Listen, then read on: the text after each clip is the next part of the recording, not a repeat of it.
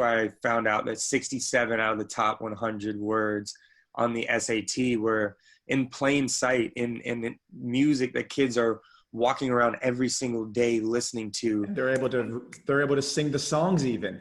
Of course. And it's like, so that's the top 100 words. And then you zoom out to 1,000, you zoom out, it's like, whoa, wait a second. Like most of the words that you're asking students to master for standardized tests, whether it be like even standardized tests for younger students and state tests, all the way up to the SAT, are like, people are consuming this content already in a way that they actually enjoy. Welcome to the Phil with Forbes 30 podcast. This is Phil Michaels, Forbes 30 Under 30 entrepreneur and performance coach. Every year, Forbes names the top 30 entrepreneurs, leaders, and stars in the world. And each week, I bring you one of them to help you level up in your life and business. From celebrities like LeBron James to Kylie Jenner and Cardi B, to entrepreneurs with companies like DoorDash, Instagram, and YouTube, you're sure to learn from the list. Thanks for spending time with me today. Now it's time to level up. Level up. Welcome to Phil with Forbes 30 podcast. Today we have a very special guest. He's a San Diego native and is the creator and founder of Rhymes with Reason, an online vocabulary and literacy-centered learning tool that is powered by students' favorite music. He was formerly an academically disinterested student himself, created an interactive learning tool that utilizes the same language-rich resource that inspired him to eventually think that school was interesting: popular music, particularly hip-hop music, to similarly spark academic interest in Generation Z students. In 2014 at Brown University, he founded Rhymes with Reason after he discovered that 67 of the top 100 words on the SAT were detectable in recognizable hip-hop lyrics. Amazing. Rhymes with Reason and its strategic use of the world's most popular and equitable word bank. Popular music aims to engage young people in academics and increase access to vocabulary by presenting vocabulary words and the English language learning within a context, popular music, that most of the world already understands and enjoys. No brainer. Rhymes with Reason has been used in 100 schools and education programs across the US, has been covered by Bloomberg, NPR, EducationPost, HuffingtonPost, and other media outlets. In 2019, they launched a collaboration with Chance the Rapper's Social Works, and he was awarded the 2019 Echoing Green Fellowship and was selected as one of the Forbes 30 Under 30 members in education. Please welcome our very special guest, Austin Martin. Very excited to have you here. Thank you. Thanks for having me. I really appreciate it. It's my pleasure. And you're calling in from San Diego. Yep. To you that are listening, Austin and I just realized that we both have a love for Tampa, an affinity for Tampa. He's in San Diego, which is a similar city to Tampa, but he's been here a few times now. So I'm calling in from Tampa. He's in San Diego. Well, welcome. Yeah, no, it's a pleasure to be here, and yeah, I'm really excited to have this conversation. And we also just realized we have a mutual friend who also is on the list, Cliff Weissman, and I was like, Cliff, you got to meet this guy, Austin. He's going to be on the podcast. And he was like, are you kidding me? Austin, I know Austin. It's like you both met at Brown University, so you already had a connection beforehand. Yep. Absolutely. And how did you two meet? Yeah, so this is a great story because meeting Cliff is a part of the origin story of Rhymes with Reason. So this is good so I can cover the origin story of Rhymes with Reason and how I met Cliff at the same time. So I guess I'll start with I'll lead up to when I met Cliff. And then take us back to the beginning. Okay, cool. So when I was a young child, honestly, from the time I started school, started preschool or kindergarten up until my freshman year of high school, I did not like school. I wasn't a good student really. And, teachers, my parents, people that knew me were always like, you're a pretty smart kid. You're creative, all these things, but you have this ability. Why can't you translate this into success in the classroom? And, this was something that I was like, this was one of the biggest challenges of my life, during that formative period of my life, when like trying to translate my intellect and ability into good grades. Right. And one of the reasons why I had so much trouble, I guess, getting good grades and like mastering traditional education was because the area that took up so much of my time was this intellectual and like independent investment that I had in studying and enjoying hip hop music. I would come home from school and, turn on the TV and watch, for better or for worse, watch music videos on MTV and BET and all these things, like all day after school. And I would also hop on the computer when I could and study lyrics, study the way that, my favorite rappers were putting lyrics together, and putting words together. And the thing that connected with me so much and drew me so closely to this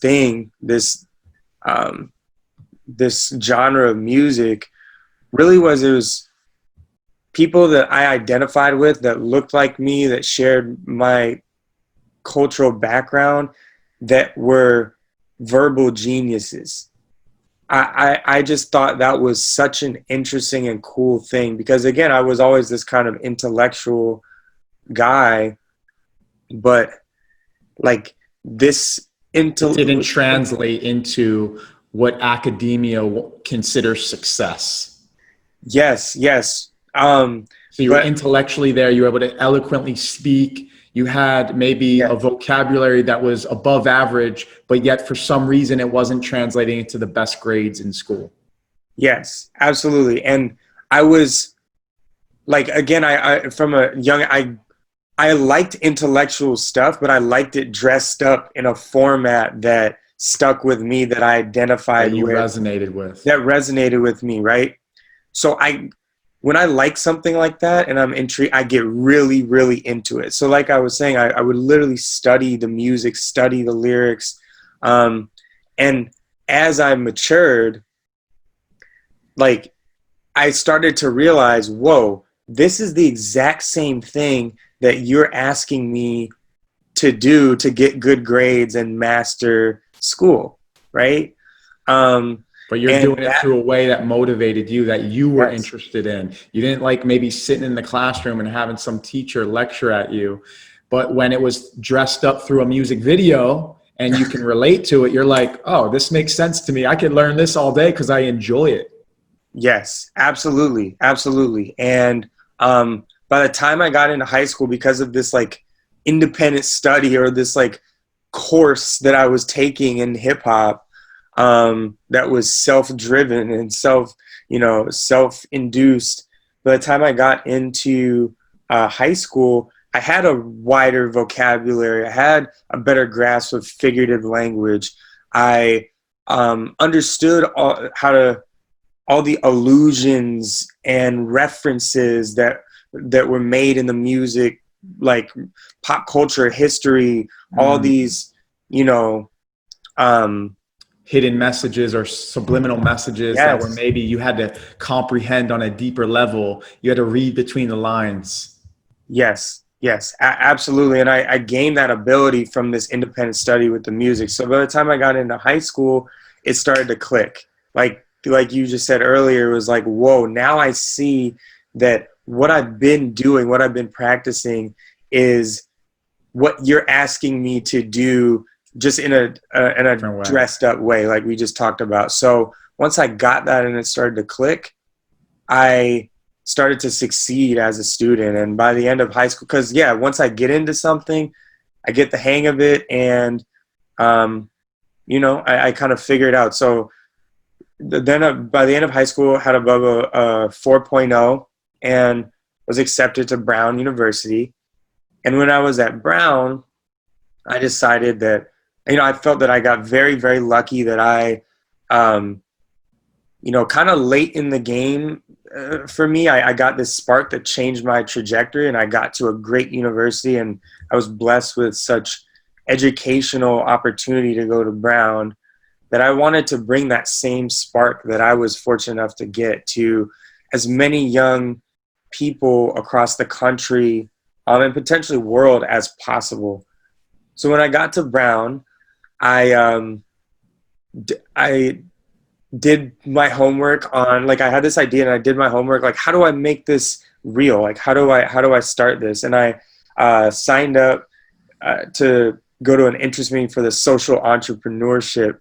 I never heard of social entrepreneurship before, but the social entrepreneurship department. And in that department, I met Cliff Weissman. And again, I was there because I was trying to answer the question, how do you actually take an idea like that's this complicated, this vast, and make it real? And replicate it for those out there that might not have embarked on this discovery yet. And because you're like, if this worked for me, there might be other people out there that have the same exact issue, the same challenge. Absolutely. I mean, I know other people that had the same challenge. Like, so now you wanted to create a blueprint on how other people can follow the same strategic map, essentially. Yep. And consolidate that process into a centralized place or streamlined pathway. And how did you do that? Yeah. So the first step started there in that social entrepreneurship department at Brown. They had me do basically two things. One, do research to find out if your hunch, this experience that you had, find out how real it is, how validate it with the customer, see if this is, test your hypothesis. Are there others out there that have the same challenge? Yes. And also customer validation. And also in terms of the research around the problem, like dig in deeper there. So that's one aspect. And the other is, building a minimum viable product, which is a part of kind of what you just mentioned. But MVP.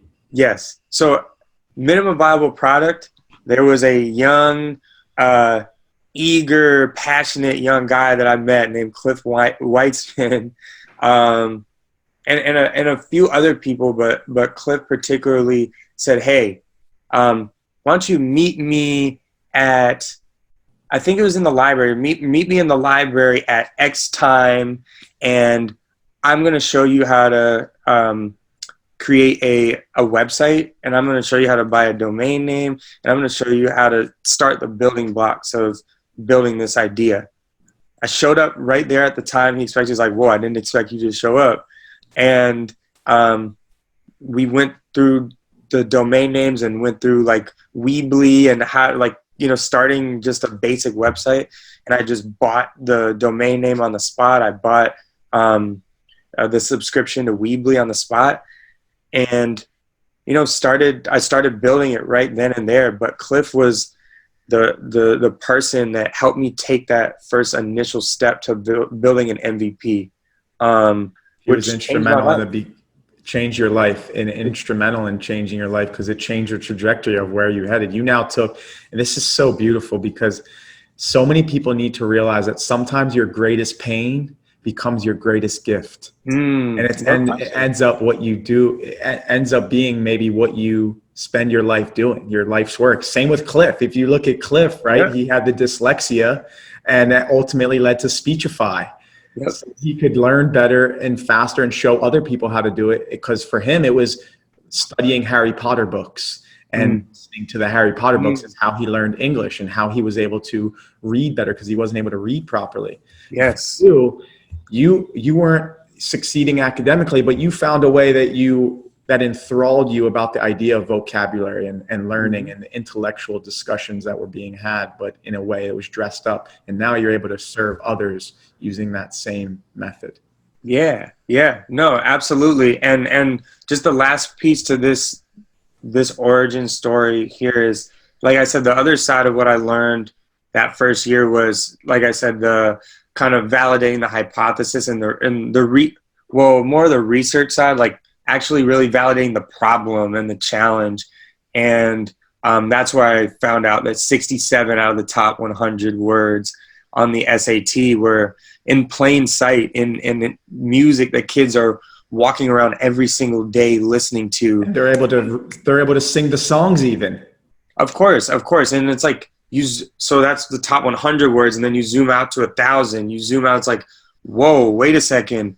Like most of the words that you're asking students to master for standardized tests, whether it be like even standardized tests for younger students and state tests all the way up to the SAT, are like, people are consuming this content already in a way that they actually enjoy.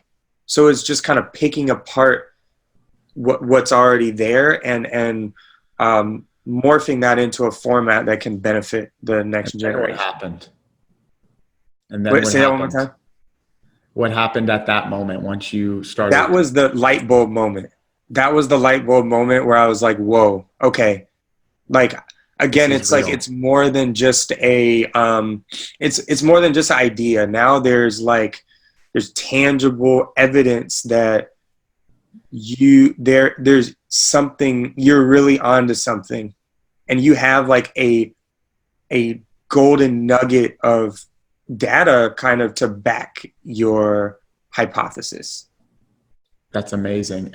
And even in a larger scope, you and I are both very passionate about education. Yeah. I think it's the key to changing all the world's problems. But what if education just completely disrupted and realized that instead of trying to force kids to learn a certain way, it's like, let's first find out what each individual is motivated by. Yes. What are they passionate about? And then use that motivation, that intrinsic desire, and use that to educate them. And somehow find a way to educate them through edutainment.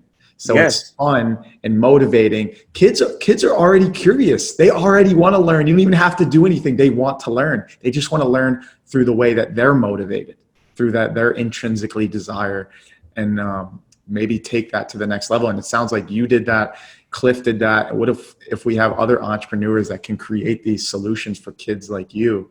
It's amazing. So when you talk about studying the lyrics and studying the artists, who were you studying? Like, who were the top 3 artists that you were studying? And then what would you do? Were you writing notes down of your favorite bars? Yeah. Like, okay. So my personal favorite rapper of all time is Lupe Fiasco. Oh yeah. And he performed right here at University of Tampa, actually. It's really amazing. Yeah. No, he to me, he's the most lyrically genius rapper that I've ever heard in my life. And the thing about him too is, well, there's other rappers that, especially, okay, so early on, he was also like really, really like cool too. Like now he's just at a like, and I still love him and still love his music, but he's at a phase where, he's older and his, like, he doesn't necessarily care about, and he's, he's close to 40, but when he was 25 or so and he had that cool factor and he was like this it was just this clash of like super cool, fresh, new, but also so smart and so you could be cool and smart at the same time. Yes. He represented an idea that hadn't yet been precedented. Yes. And he's my personal favorite. And with him too, I mean, the double meanings, the how clever the writing is, like, it's just unbelievable. So yeah, with him, I was really studying, like trying to figure out when he had a double entendre, like what are the two things that he's referring to? How do they connect? Like, am I interpreting this correctly? And one example, this is not a double entendre. Well, actually it is, but but one line that sticks out that I always tell in my story with the formation of Rhymes with Reason is he had this one lyric where he said, he was talking about something that he was like, something that he was like, I guess, yeah, resisting, or something that was like pulling him and he was resisting it. And he said, I resist it like it's Ohm's. And he was talking about Ohm's law of resistance. And I remember when I was in 9th grade physics class being tested on Ohm's law. And I literally wrote down like Ohm's is the law of resistance because of a Lupe line.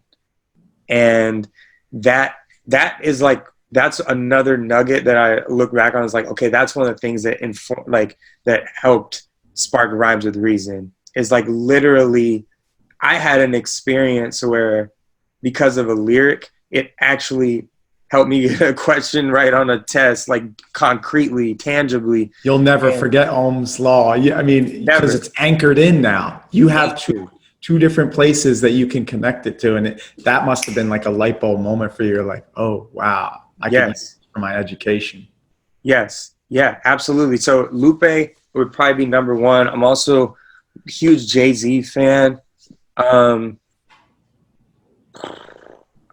would say, I mean, I listen to like everybody, old, new, everybody, everything. That's probably my top 2 favorite rappers of all time, though. Have you ever reached out to them and told them what you're doing and how you were inspired by their work? So I have, and I'm working on it. I don't know. I've had a meeting and I'm in contact with some people from Rock Nation, Jay-Z's company, and working on specifically with their philanthropic arm. I might be speaking too soon, but we just, had some conversations and met with them, and they're cool. Great.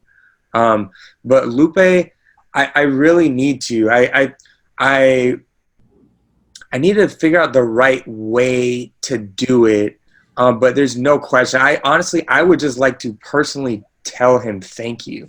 Like I want like almost nothing from him other than just to thank him for what he has done for me. And I feel like so many others, like he's one of those artists to me that's so underrated and so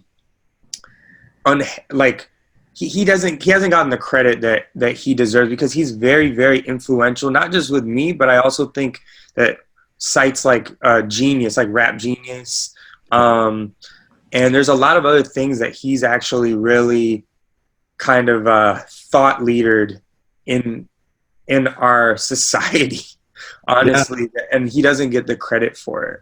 100%. He's definitely an underestimated artist and mogul and influencer. And I can't make any promises, but one of my fellow grads from UT has become a musician, Jared Evan, amazing artist, and he opened up for Lupe a few times. So I'm happy to reach out and see if I can make that connection, because I feel like he needs to hear your story. And the fact that it's not that it just inspired you, it's actually inspired your creation, which has ultimately led to impacting millions of children around the world. And so he needs to know this. So maybe if it's even sending a mini clip of this moment to him and just getting the word out there and seeing how there could be a collaboration in the future, maybe. I would love that. I mean, that would be a dream. I'm gonna write that down. I appreciate that a lot. And now tell me about when you started reaching success and you started to turn this into a reality. It started to come to fruition. You started helping others. How does it work now? Like for these kids that now have a blueprint to use the same methodology you used? Is it an app? Is it in schools? How does it work? Yeah. So it's the best way to describe. So it's all based on the web. It's like you can access it on any device, so it can work off Safari or Google Chrome off of your phone. It's not on the App Store, but I would describe it as an interactive learning resource or game, if you will. We're adding some elements that are going to make it even more gamified, but basically, the way that it works is there's different levels of vocabulary difficulty and also readability difficulty. And the objective really is the primary objective is to learn vocabulary words, but along the way you also build other literacy skills through different exercises. But the vocabulary words and the building of these literacy skills are introduced through snippets of music from popular artists. So if you go on our website and you click demo, you'll see a demo with like, I think 7 words.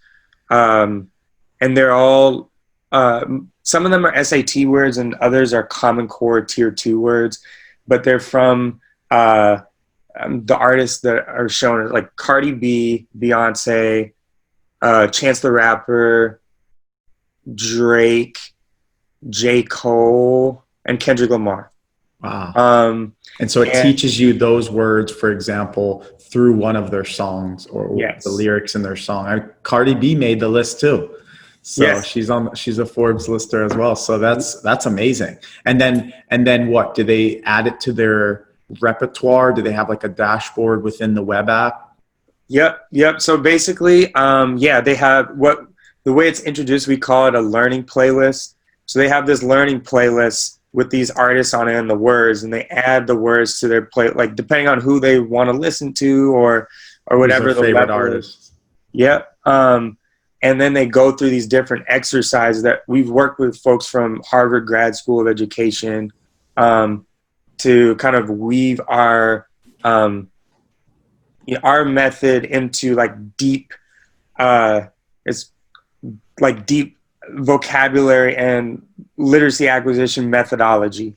So they go through different stages of exercises and practice that hit on certain skills.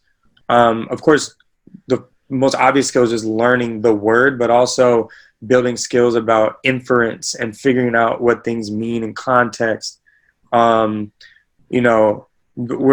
got new stuff like for next school year, like with point of view and all kind of different so cool skills but the music being this you said anchor where the learning happens, and just opening Pandora's box up from the music basically and the lyrics. And that's amazing. And it's being used in over 100 schools and education programs around the world or around the US. It's like U.S.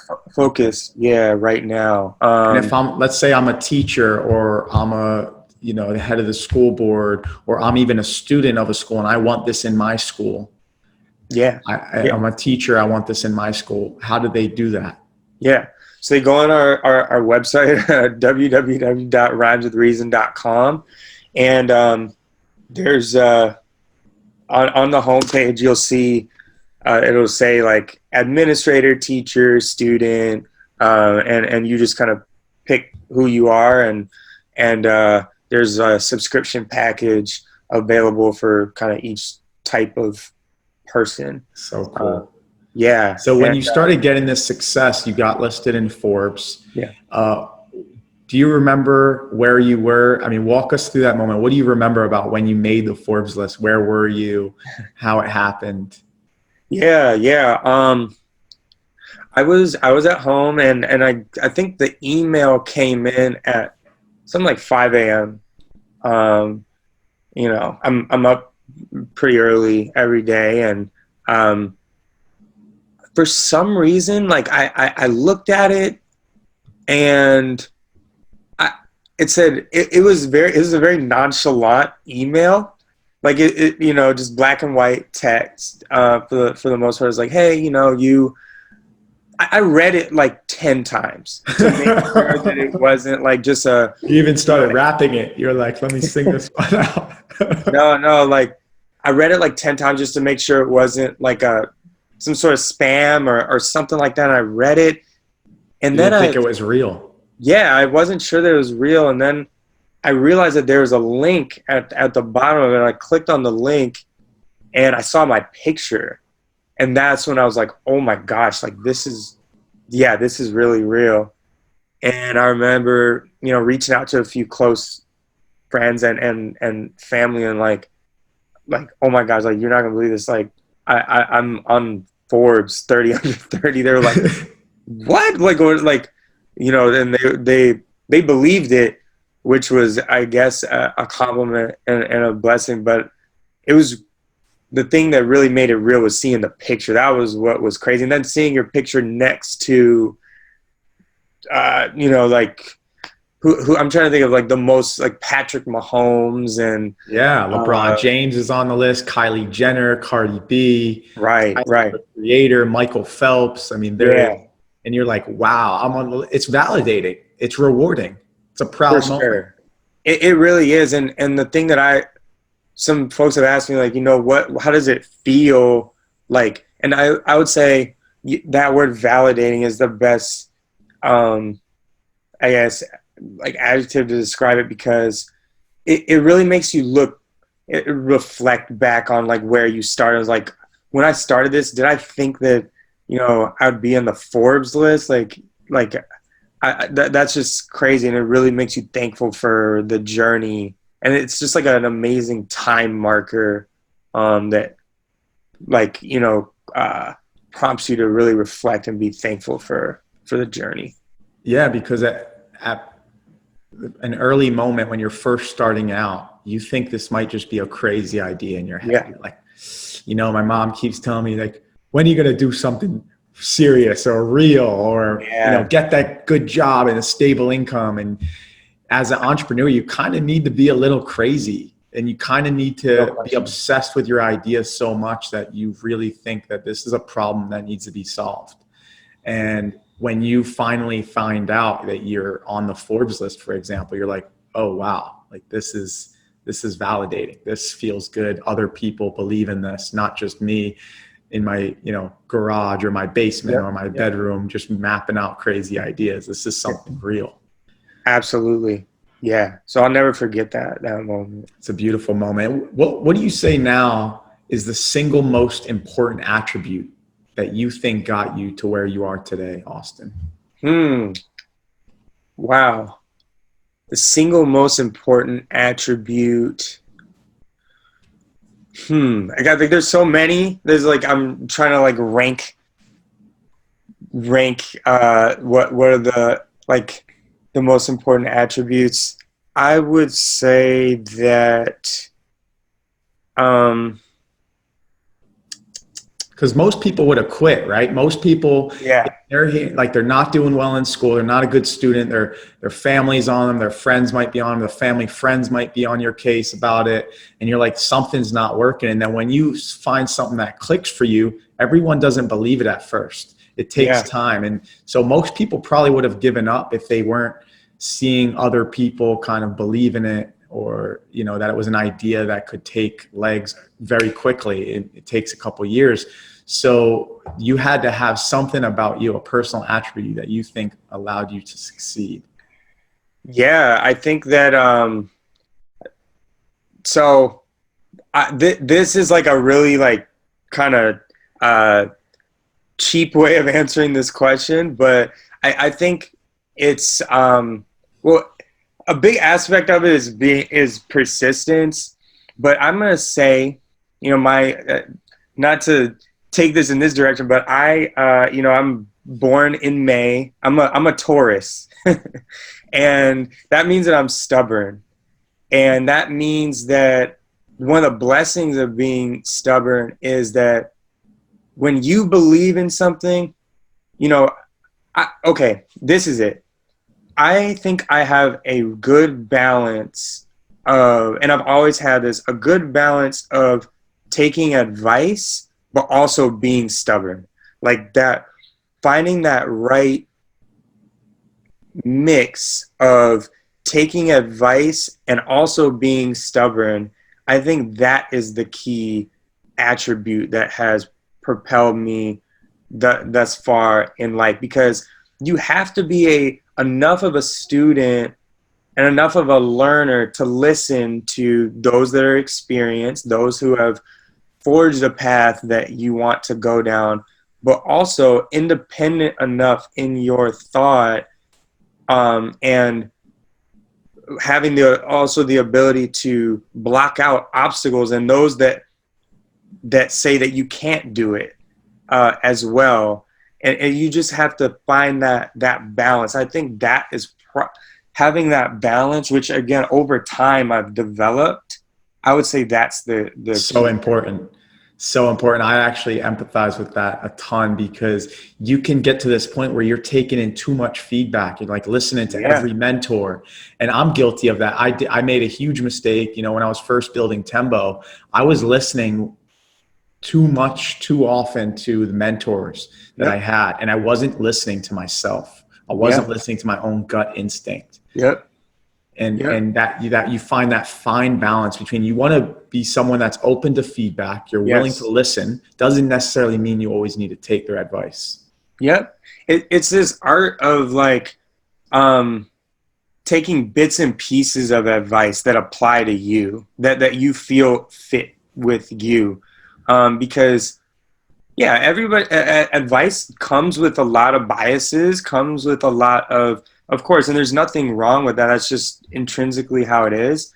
But there's an art to listening even to people that seem to be like very opposite of you. Like there's things you can learn from people that are very opposite of you, but they're little nuggets that you can take and apply where they fit.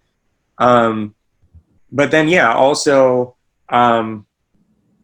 like listening to yourself and being open is extremely important as well. It's great advice, and it seems very fitting for the time right now. Everybody has an opinion, but it's like sometimes it's important to listen to those opinions. Doesn't mean you always need to accept it.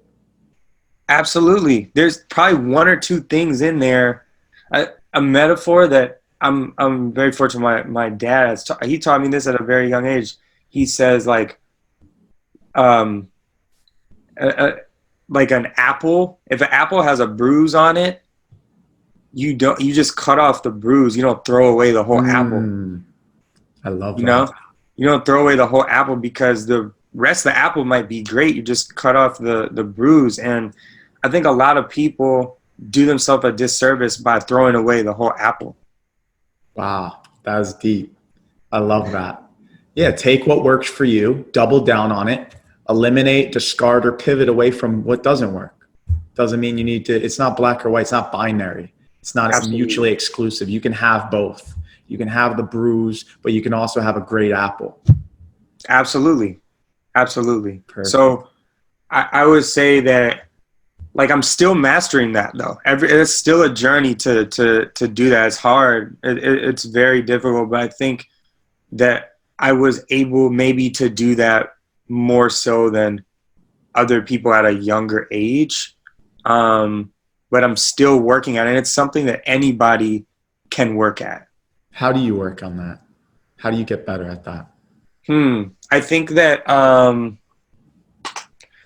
two ways. Because we're talking about so the two sides of the spectrum here have to do with listening, like we just said, listening to yourself and then listening to other people. So I think on the side of listening to yourself, how you work at it is being more self-aware, sitting with yourself, thinking, getting to know yourself, and actually like when you believe in something, actually following it. So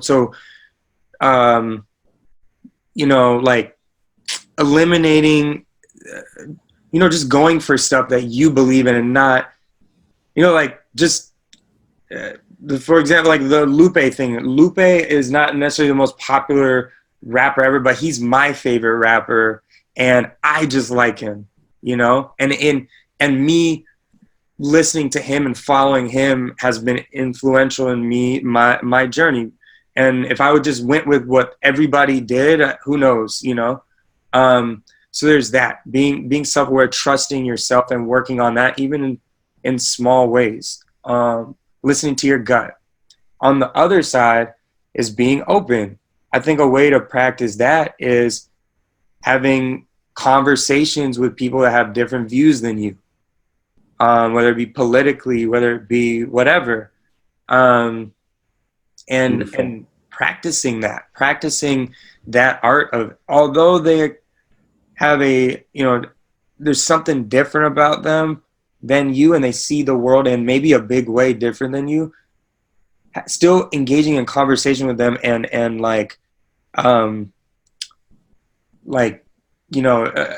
giving them the floor and listening and soaking in their perspective. Seek to understand rather than to be understood. Yes. Yeah. So I think it's those two things, practicing both of those things. Great advice. I know those listening are going to be like, oh, I'm going to write that one down, and we'll definitely put that in the show notes. So that's a perfect segue into something I like to call, Austin, the under 30 seconds round. Okay. I'm going to fire off a few questions and just answer with the first thing that comes to mind. Ready? Perfect. What is the book you've gifted more often than any other book, and why? The 7 Spiritual Laws of Success by Deepak Chopra. Extremely concise guide, not only to success, but really happiness. And I believe that, self-awareness and happiness. So understanding yourself and being happy will lend itself to success. Great recommendation. Number 2, what's one of the best investments and one of the worst investments you've ever made, and why?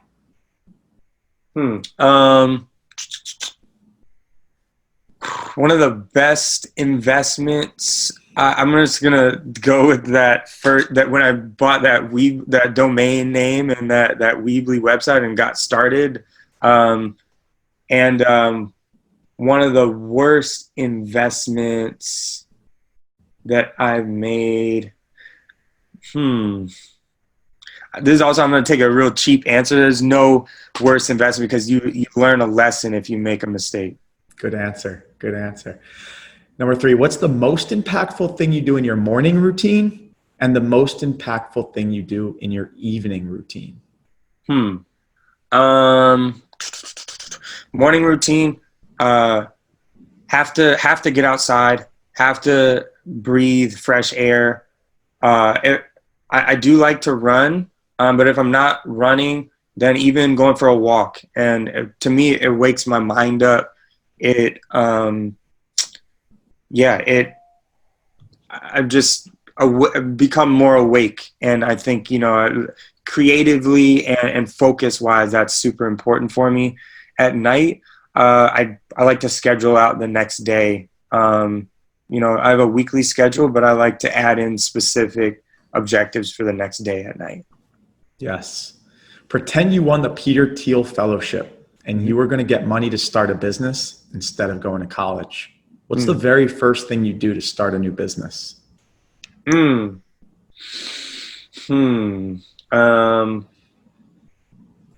Hire developers and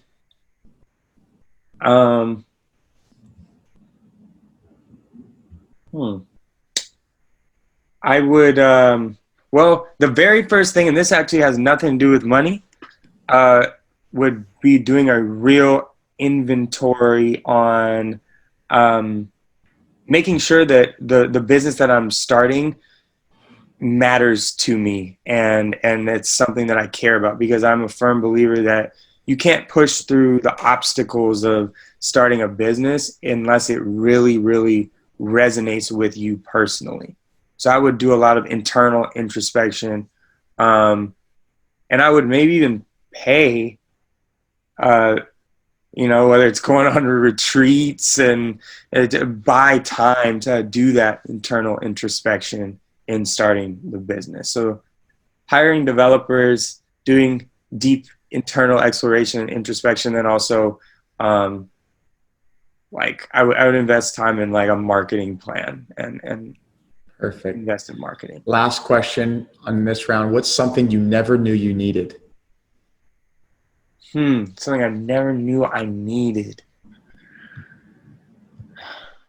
Something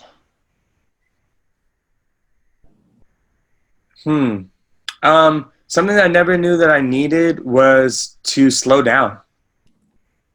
And to, being somebody, you think Forbes under 30, there's a certain mindset that it takes to be, just like you said, kind of obsessive over your idea.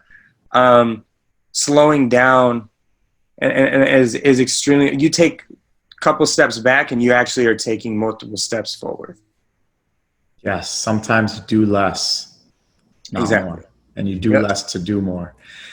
Thank you so much for being here today, Austin. This is amazing. Before you go, what's the next big goal, milestone, or bucket list item you want to achieve?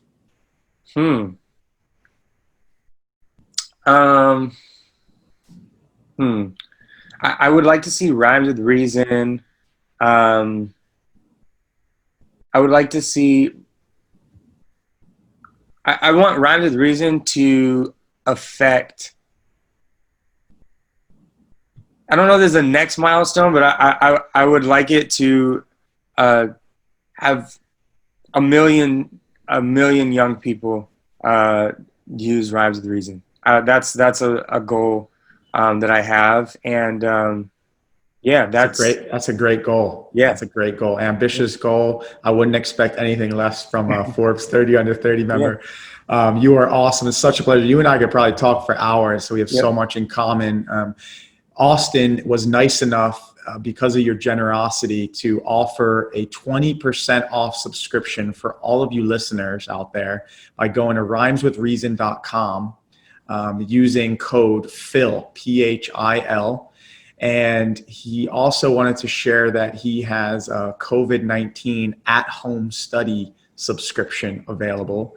And you're also doing a webinar on this as well. So first of all, for the COVID-19 at-home study subscription, it's rhymeswithreason.com/COVID-19.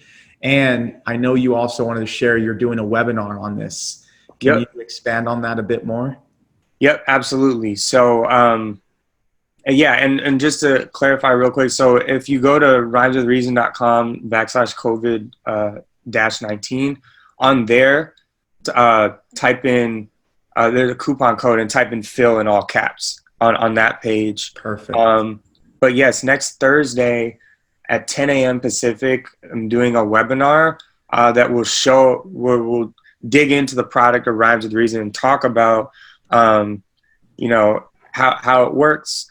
Again, a little bit like we talked about where it came from and the best way to utilize this, especially this summer, for young students that are at home and are in need of some engaging summer learning, and also for educators to walk through how to deploy this in a classroom or a virtual classroom as well. So there you go. You follow educators. Us on There you go. Educators and students, you know where to go. And if you follow us on Instagram at Rhymes with Reason, the link to the webinar is in our bio. Perfect. So check that out. And where do listeners go to connect with you directly, Austin? Yeah. So Instagram at Rhymes with Reason. Go on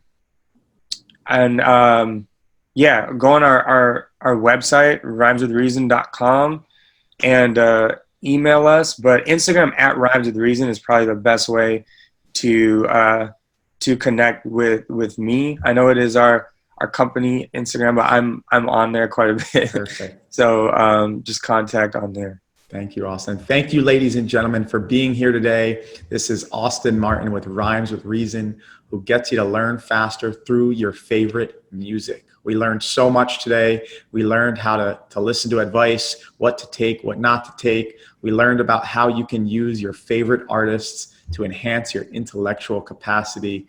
I love this. It's so important. Everyone needs to be using this. And Austin, thank you so much for being here today. It was such a pleasure. Thank you. Thank you, Phil. Yeah, appreciate it. And I look forward to talking to you offline soon as well. For sure. Hope this episode helped you as much as it helped me. Have an amazing day. Thanks for joining us today. I hope this episode helped you as much as it helped me. Who do you think would benefit from hearing it? You can make an impact on their life by sharing it now. Before you go, I encourage you to tell us your favorite part of the episode in the review section.